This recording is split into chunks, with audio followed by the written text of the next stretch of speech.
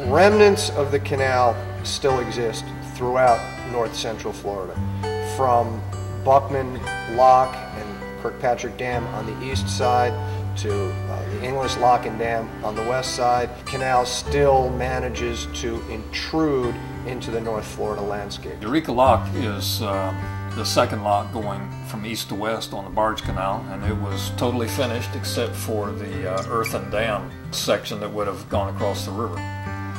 The lock is about $8 million sitting there, and the dam probably about $2.5 million more.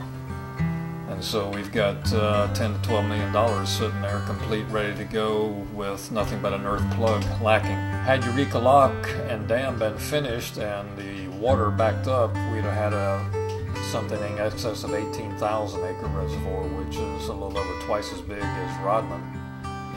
Maybe the most interesting and surreal remnant of the canal are the bridge abutments and piers which still exist south of the sheriff's substation on US 441 in Marion County.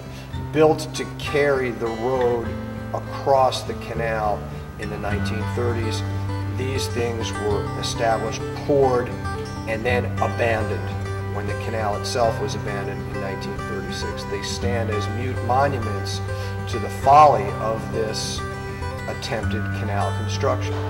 And as the area around them has grown up more and more and more, they have become less and less visible from the road, so that now you can only see them if you walk back behind the sheriff's substation.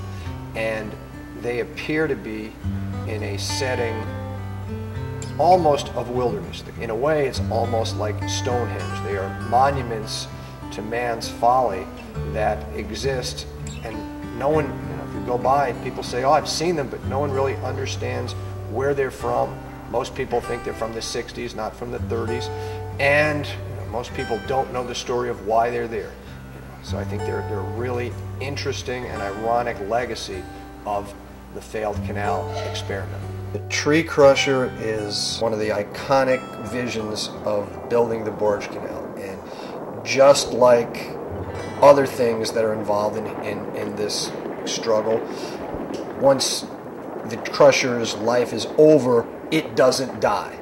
And rumors abound as to what happened to this machine after it stopped crushing the trees along the Ocklawaha. When the project's over, people want to know where it is. Probably 4 rumors that some people believed. One was in South America, crushing forests there, preparing the way for other reservoirs and agricultural land. Another was abandoned on the intercoastal waterway in Florida somewhere.